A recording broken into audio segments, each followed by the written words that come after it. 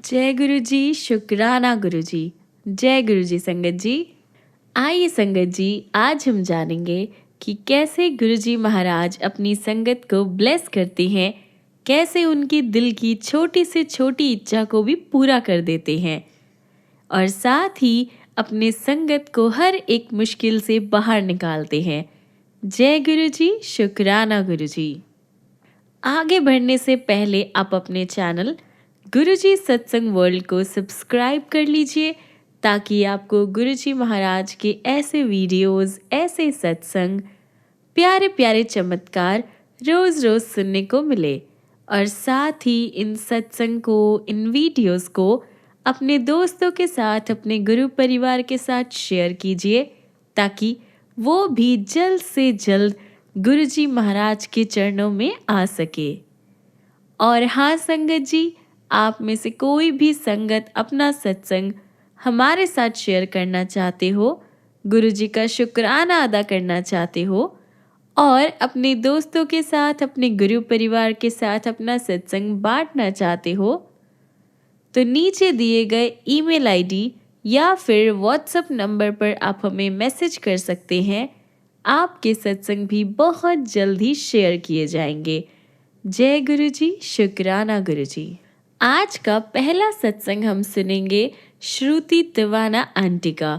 तो आंटी जी अपना सत्संग कुछ इस तरह से शुरू करते हैं। चाहे हजार चांद चढ़े, चाहे चढ़े सूरज हजार, गुरु बिना घोर अंधियार। गुरु जी से मिलने से पहले मैं एक जिद्दी और स्वच्छंद महिला थी जो किसी की भी नहीं सुनती थी। पर दुखद घटनाओं से मेरी रूह बिल्कुल सुन्न हो चुकी थी। मेरे खाने में एक मृत व्यक्ति की अस्थियों को पीस कर मिलाया गया और वो खाना मुझे खिलाया गया, जिसकी वजह से मेरी पूरी जिंदगी में जहर घुल गया। ये काला जादू बहुत शक्तिशाली था और मैं मरते मरते बची। ये 1987 की बात है और मैं तब से बिस्तर पर पड़ी हुई थी। न मैं बैठ पाती, न चल पाती और न ही कुछ भी पचा पाती। संत, तांत्रिक, फकीर, पंडित सबसे मैंने मदद ली पर किसी से भी कोई सहायता नहीं मिली। उन्होंने मुझसे कहा कि मेरी मृत्यु निश्चित थी। वो उसे टालने के लिए कुछ नहीं कर सकते थे, क्योंकि कोई अगर मुझे बचाने की कोशिश करता तो पॉसिबिलिटी थी कि वो भी नहीं बचता। मैं 1 दशक तक ये कष्ट भोगती रही। कनाडा की एक निवासी जिन्हें मैं जानती थी, लूना, स्वर्गीय हरपाल तिवाना, अभिनेता और निर्देशक की बेटी, ने मुझे गुरुजी के यहाँ जाने को कहा। वह बोली कि अगर तुम्हें श्रद्धा है तो वह तुम्हारी मदद कर सकते हैं। ये 1996 में अक्टूबर की बात है और वह अपने ससुराल में थी। उसके माता पिता उस वक्त गुरुजी के दर्शन के लिए पटियाला से पंचकुला आए थे और मैं भी उनके साथ चलने के लिए मान गई। जब हम गुरुजी के यहाँ अपनी गाड़ियाँ लगा रहे थे, गुरुजी संगत हॉल से बाहर आए और हमने उनके चरण स्पर्श किए। लूना ने गुरुजी से मेरा ये परिचय कराने की कोशिश की। वह बस इतना ही बोल पाई, ये। जब गुरुजी ने मुझे मेरा नाम लेकर पुकारा, गुरुजी बोले कि मेरे साथ बहुत गलत हुआ था।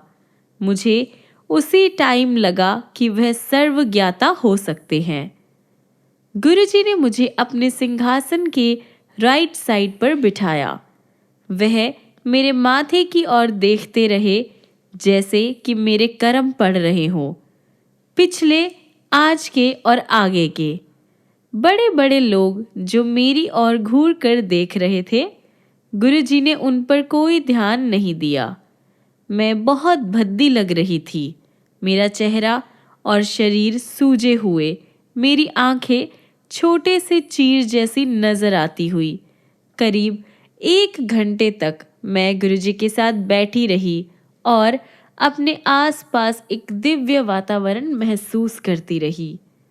फिर गुरुजी ने मुझे लंगर करने को कहा, पर उसकी महत्वता को जाने बिना मैंने वहाँ से चुपके से निकल जाने की कोशिश की। मैंने मन में सोचा कि मैं मुफ्त का खाना कैसे खा सकती थी, लेकिन गुरुजी को मना नहीं किया जा सकता है। उन्होंने दूसरी बार मुझे लंगर खाने को कहा तो मैंने खा लिया।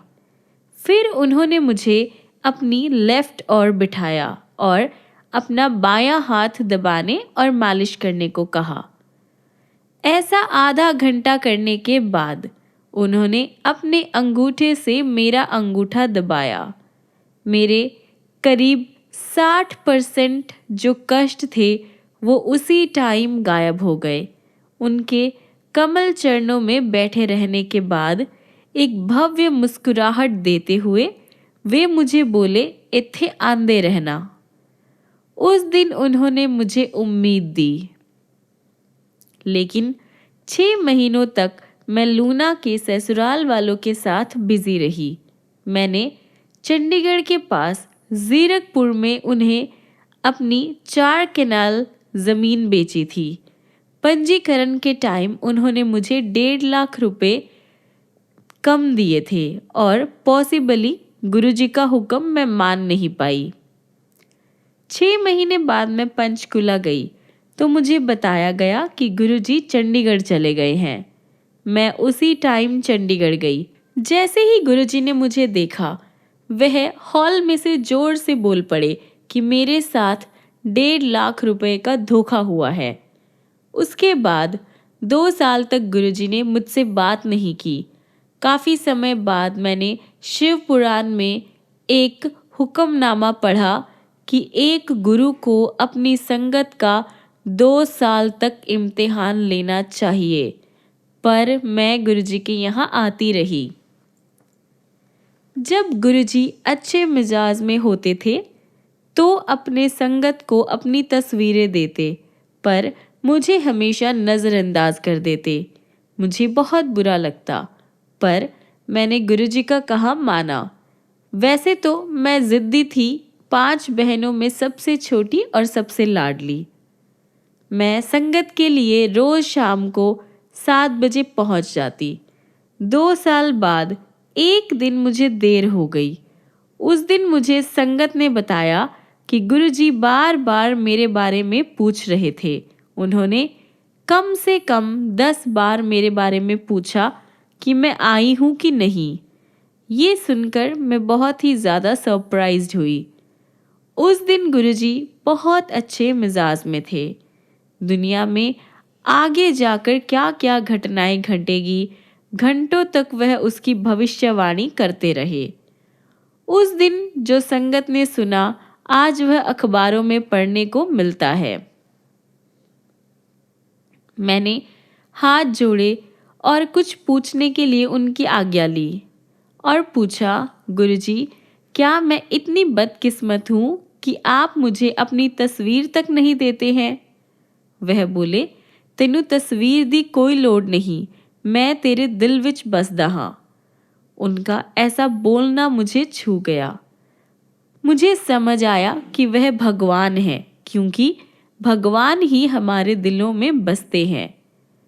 पर फिर भी उन्होंने मुझे अपनी एक छोटी सी तस्वीर दी, ये कहते हुए कि ये उनकी आईडी है, मैं उसे हमेशा अपने साथ रखती हूँ। मैं सोते टाइम हमेशा उसे अपने तकिए के नीचे या फिर अपनी पोशाक पर पिन से लगा लेती हूँ। उससे मुझे बुरी नज़र से सुरक्षा का महसूस होता है। मैंने गुरुजी की तस्वीर बेडरूम में रखी थी और वहाँ पूजा करती थी। कुछ समय में उस तस्वीर से 2 जीवित आंखें प्रकट हुई। वह बड़ी और सुंदर थी। मुझे उनसे डर नहीं लगा। मैं उनसे पूछती रही कि क्या वह ब्रह्मा, विष्णु या शिव है, और वह बस थोड़ा सा पलकें झपका लेती। फिर उनमें से रोशनी निकलने लगी। वो दिव्य नेत्र मेरे लिए जीते जागते प्रमाण थे कि गुरुजी भगवान शिव के अवतार हैं। गुरुजी के यहाँ जाने से पहले मैं बाबा चरणदास के पास गई थी, जो राधा स्वामी के प्रमुख है। अमेरिका में मेरा एक दोस्त है, फेरल ब्रेनर, और मैं उसके द्वारा बाबा से मिली थी। ब्रेनर भी राधा स्वामी की संगत में था और भारत पैरासाइकोलॉजी पर रिसर्च करने आया था। वह चाहता था कि मैं बाबा चरणदास से मिलूं। मैंने उस पर जोर डाला कि पहले हम होशियारपुर जाएंगे, जहां मैं भृगु संहिता, ये ऋषि भृगु द्वारा लिखी गई है और माना जाता है कि इस किताब में पूरे विश्व के लोगों के जन्म के लेखा चित्र है और उस पर आधारित भविष्यवाणी की जाती है, ताकि मैं उनके समक्ष सवाल रखूंगी। ये मेरा तरीका था उन्हें परखने का। संहिता, जिसमें मेरा बहुत मानना था, उसमें से एक पठन निकला कि ये हम दोनों के लिए बहुत शुभ दिन था। संहिता से पहले मुझे बताया गया था कि मैं एक देवी थी, जिसका पृथ्वी पर जन्म लेने का बस एक ही उद्देश्य था, मोक्ष की प्राप्ति। मुझे यकीन हो गया कि वहाँ मुझे नहीं स्वीकारेंगे, इसलिए मैं बाबा चरणदास से मिली। वह लोगों को नाम दिया करते थे। उस समय मेरी माँ पार्किंसंस बीमारी से परेशान थी। मैंने शर्त रखी कि मैं नाम तभी लूँगी अगर मेरी माँ ठीक हो जाएगी। वह मान गए और मुझे वहाँ दीक्षा मिली, लेकिन कुछ ही समय में मेरी माँ का देहांत हो गया और मैं बहुत ज़्यादा निराश हो गई। मैं बचपन से ही सूक्ष्मदर्शी रही हूँ और सपने में आने वाली घटनाएं देख लेती हूँ। कभी कभी मुझे दिव्यवाणी, आकाशवाणी भी सुनाई देती है। मैंने भगवान से पूछा कि क्या बाबा भगवान थे? दिव्यवाणी ने मुझे कहा कि वह उसी मार्ग पर थे। हम सभी उसी मार्ग पर हैं। मुझे याद है कि मैंने ऐसा सोचा और फिर मैं उनकी संगत नहीं रही। गुरुजी से मिलने के बाद मैंने फिर से दिव्यवाणी की तरफ रुख किया। दिव्यवाणी से मैंने पूछा कि वे कौन हैं। मुझे जवाब मिला, वह स्वयं भगवान है। इस आकाशवाणी के बाद बिना किसी डाउट के मैं गुरुजी को पूजने लगी। गुरुजी मुझे चमत्कार दिखाते रहे। उनकी छोटी सी तस्वीर को देखते हुए मैं चिंतन में चली जाती। तस्वीर की आंखें झपकने लगती और माथे से रोशनी निकलने लगती। मैंने फिर अपने अंदर ही जवाब ढूंढे और भगवान से प्रार्थना की कि मुझे पता चले कि वह कौन है और मेरा इस जीवन में परम उद्देश्य क्या था। मैं संगत में आई और गुरुजी अपनी गद्दी पर विराजमान थे। मैंने उनके चरण कमलों से रोशनी निकलते हुए देखी। फर्श पर बिछे हर कालीन के आसपास से होती हुई मुझे छूकर वापस उनमें चली गई। मुझे ऐसा लगा जैसे मुझे अपने सवाल का जवाब मिल गया। वही आदि, मध्य और अंत थे, सबके और मेरी जुस्तजू के। हम उनसे शुरू होते हैं और उन्हीं में समाप्त होते हैं। कहा जाता है कि कलयुग में अच्छी आत्माओं को पार लगाने भगवान मानव रूप में आते हैं और वह आ गए हैं। अब मैं सोचती हूँ कि मैंने भगवान में अपनी श्रद्धा खो दी थी और उसके पुनर्जन्म और मेरे परम उद्देश्य की प्राप्ति के लिए मुझे गुरुजी की तरफ निर्देशित किया गया और सद्गुरु ने मुझ पर रहमत की। मैं मरते मरते बची थी। वह मुझे वापस लेकर आए। उन्होंने मुझे मेरे उद्देश्य का एहसास कराया जब मैं अपना रास्ता भटक गई थी। हमें मोक्ष पृथ्वी पर ही मिल सकता है। स्वर्ग में हमें अपने अच्छे कर्मों के फल की प्राप्ति होती है। मोक्ष गुरु के आशीर्वाद से प्राप्त होता है।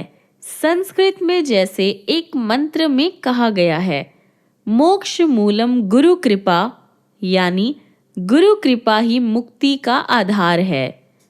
गुरु ग्रंथ साहिब जैसे जप साहिब में कहते हैं, जासो चंदा उगे सूरज चढ़े हजार, एते चरण हुंदे गुरु बिन घोर अंधियार। चाहे 100 चांद चढ़े सूरज चढ़े हजार, गुरु के बिना घोर अंधेरा है। मुझे बहुत सारे जाप के बारे में पता चला, खासकर एक अमर संजीवनी मंत्र जो मृत में जान डाल सकता है।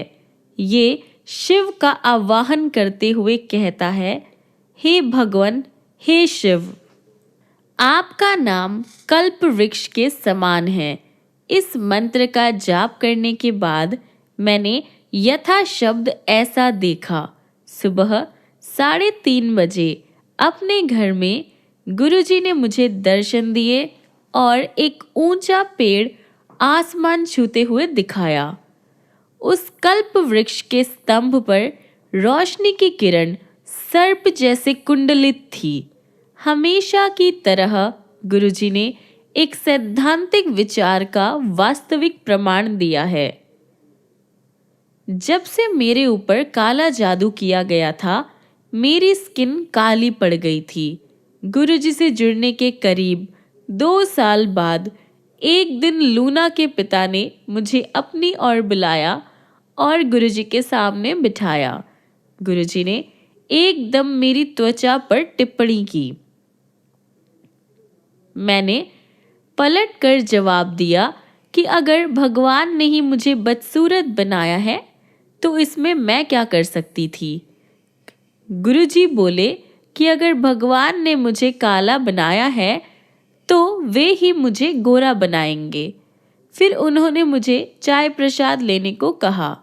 धीरे धीरे मैं उनके आशीर्वाद की प्रापक होती गई और मेरी त्वचा साफ होती गई। एक दिन उन्होंने मुझे अपने पास बिठाया। मैं हाल ही में इंग्लैंड गई थी और त्वचा गोरी करने की बहुत सारी महंगी क्रीम लेकर आई थी। गुरुजी ने मुझे वो उनके पास लेकर आने को कहा। उस वक्त रात के 12:30 बजे थे और मैं बोली कि मेरे पड़ोसी मुझे परेशान करेंगे। वह बोले कि वह मेरे साथ है और मुझे चिंता करने की कोई ज़रूरत नहीं थी। मैं उनके पास वो क्रीम लेकर आई और उनके कहे अनुसार उनके चरण कमल पर वो मल दी। जब मैं ऐसा कर रही थी, गुरुजी एक महिला संगत को पुकार कर बोले, इसका कितना बड़ा दिल है, वह अपनी सारी क्रीम ले आई है। जब मैंने उनके चरण कमलों की मालिश पूरी की तो मैंने पाया कि मेरी टांगों का दर्द जो मुझे सालों से दुख दे रहा था वो खत्म हो गया था। जैसा मैंने कहा, मैं अपने चंडीगढ़ वाले घर में अकेली और बेचैन महसूस करती थी।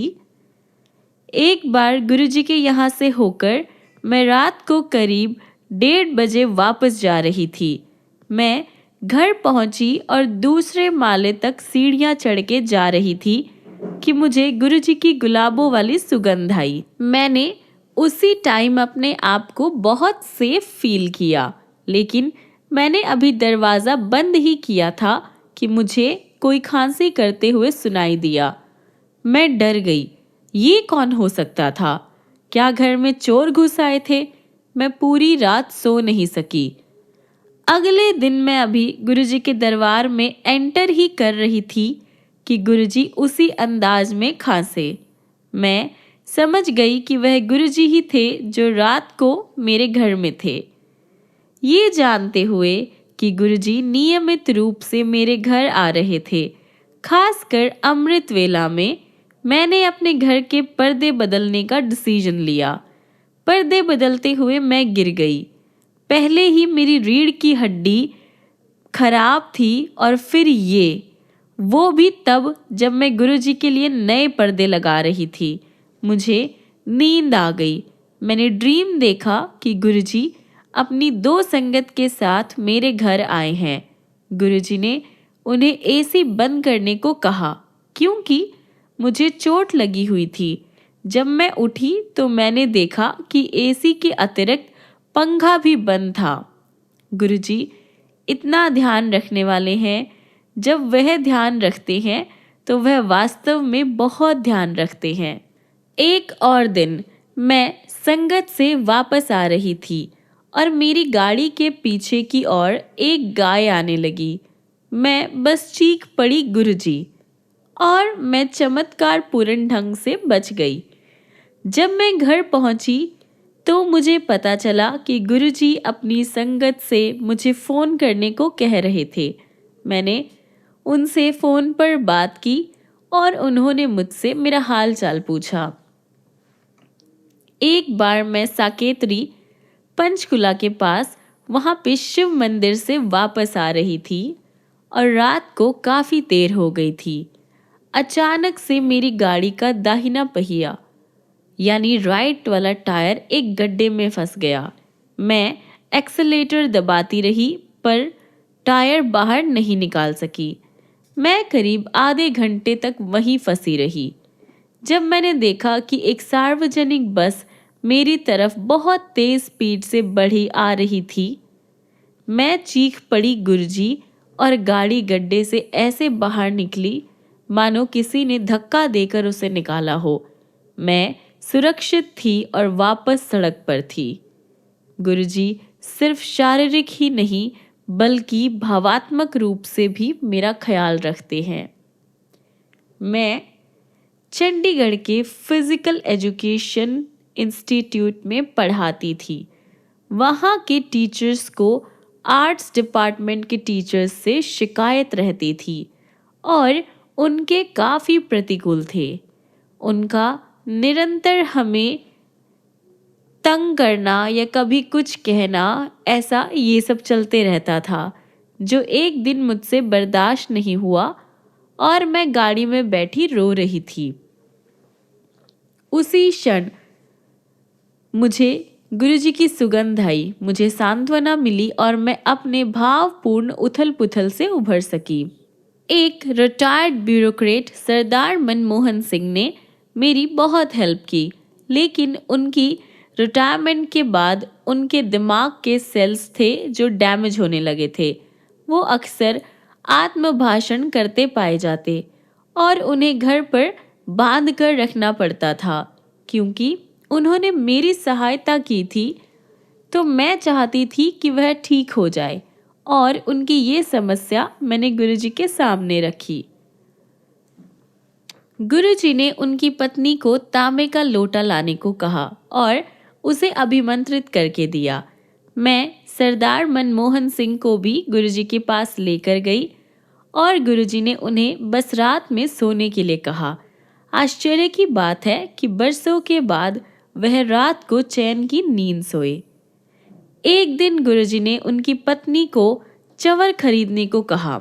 अपने घर में थर्सडे और फ्राइडे को रखकर सेक्टर 44 में निहंग गुरुद्वारे में दे देने को कहा। फिर उनको उस दिन का गुरु ग्रंथ साहिब का संदेश पूछना था। पावन सिख धर्म ग्रंथ खोला जाता है और उसमें से एक परिच्छेद पढ़ा जाता है। वह उस दिन का गुरु का संदेश होता है। उन्होंने ऐसा नहीं किया, पर मैंने किया। उस किशोर अवस्था के बालक ने पावन धर्म ग्रंथ खोला और मुझे पावन शब्द दिया। उसमें ये लिखा था कि गुरु भूतपूर्व काल में संपूर्ण था, आज संपूर्ण है और भविष्य में भी संपूर्ण होगा, और ये कि चांद और सूरज उनके आदेश का पालन करते हैं और वह उनको दिखाई देते हैं जो निर्मल, दयालु और अभिमान रहित होते हैं। मैंने ये संदेश लिख लिया और संगत में अपने साथ ले आई, लेकिन मुझे वह गुरुजी को दिखाने की हिम्मत नहीं हुई, खासकर इसलिए क्योंकि मुझे ऐसा कुछ भी करने के लिए नहीं कहा गया था। सुबह 3:30 बजे गुरुजी ने मुझे दर्शन दिए। श्री गुरु ग्रंथ साहिब का वही पन्ना और उस पर वही शब्द लिखे हुए उनके हाथ में था। इसका क्या मतलब है? वह पावन धर्म ग्रंथ के सृष्टिकर्ता है। एक बार मैंने एक सपना देखा जिसमें मैंने अपने आप को एक दिव्य तालाब के किनारे बैठा देखा। उसके रंग इतने मोहित कर देने वाले थे कि उसका वर्णन नहीं किया जा सकता है, लेकिन उनके दिव्य निवास स्थान में भी मैंने अपना पर्स पकड़ा हुआ था। जब मैं जागी तो मैं बहुत लज्जित महसूस कर रही थी कि क्या मैं इतनी लालची थी। मैंने तुरंत ही बैंक से अपना सारा पैसा निकाला और गुरुजी के सामने रख दिया, ये सोचते हुए कि मैं अपनी सारी दौलत उनके चरण कमलों में समर्पण कर दूंगी। गुरुजी ने मुझे वो वापस ले जाने को कहा, ये बोलकर कि उनको इन कागज से क्या काम। रात को फिर देर हो गई थी और मैं चिंतित हो गई, पर गुरुजी ने मुझे आश्वासन दिया और बोले कि वह मेरे साथ है। मैं एक संगत के यहाँ चाय पीने के लिए रुकी, लेकिन गुरुजी ने मुझे इसकी अनुमति नहीं दी। मैंने देखा कि मेरी गाड़ी के आसपास कुछ लोग थे और मैं दौड़ आई। एक रात फिर मैं उनकी तस्वीर के आगे रो रही थी। अचानक उसमें से उनका हाथ बाहर निकला। उनके दिव्य हाथ पर मैंने देखा लोग छोटे चींटी समान और इधर उधर चलते हुए। वास्तव में गुरुजी ने अक्सर कहा है कि संगत उन्हें कीड़े मकोड़े के समान दिखती है। अब मैं समझी कि ये बिल्कुल सच था। इससे भी ज्यादा महत्वपूर्ण बात ये थी कि भगवान के अलावा और कौन इस ग्रह के प्राणियों को अपने हाथ पर संभाल कर रख सकता है। अनडाउटेडली गुरुजी पृथ्वी लोक के महाराज है। मैं एक कवित्री हूँ और एक बार मैंने गुरुजी पर 20 छंद लिखे। मैंने उनको वो दिए तो उन्होंने वो अपनी जेब में रख लिए, ये कहते हुए कि मैं और लिखूंगी। मैंने पाया कि बड़े ही सहज रूप से मैंने उन पर 100 छंद लिख डाले, एक नई और अनूठी अलंकृत भाषा में। फिर मैंने एक उपन्यास लिखा, जब प्रेम कियो, और उन्हें समर्पित किया। इसका शीर्षक गुरबानी की एक पंक्ति से आता है, जब प्रेम कियो जे प्रभ पायो। प्रेम में मुझे भगवान की प्राप्ति हुई।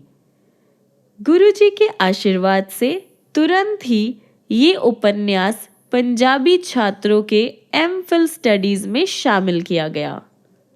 गुरुजी के चरणों में सादर प्रणाम। जय गुरुजी। आइए संगत जी, हम अपने आज के सत्संग को यहीं पर विराम करते हैं और हमारे गुरुजी महाराज का मंत्र जाप करते हैं।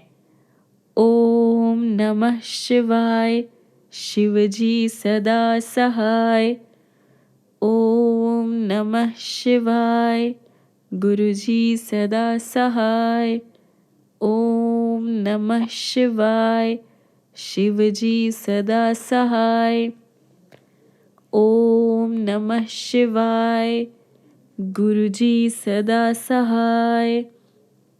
ओम नमः शिवाय, शिवजी सदा सहाय। ओम नमः शिवाय, गुरुजी सदा सहाय। ओम नमः शिवाय, शिवजी सदा सहाय। ओम नमः शिवाय, गुरुजी सदा सहाय। ओम नमः शिवाय, शिवजी सदा सहाय। ओम नमः शिवाय, गुरुजी सदा सहाय। जय गुरुजी। शुक्राना गुरुजी। संगत जी, मिलते हैं अगली वीडियो में गुरुजी के ऐसे बहुत सारे चमत्कार लेकर, बहुत प्यारे प्यारे सत्संग लेकर, ढेर सारा प्यार लेकर। तब तक के लिए गुरुजी आपको ऐसे ही ब्लेस करते रहें, ढेर सारा प्यार करें, बहुत सारी खुशियाँ दे, बहुत सारी ब्लेसिंग्स दे। और आप भी एक बात दिल से याद करिएगा और ध्यान से सुनिएगा कि गुरुजी के चरणों में अपने आप को पूरी तरह से सरेंडर कर दीजिए, कंप्लीट सरेंडर। फिर देखिए गुरुजी महाराज की ब्लेसिंग्स कैसे आप पर और आपकी पूरी फैमिली पर होती है। जय गुरुजी, शुक्राना गुरुजी। जय गुरुजी संगत जी।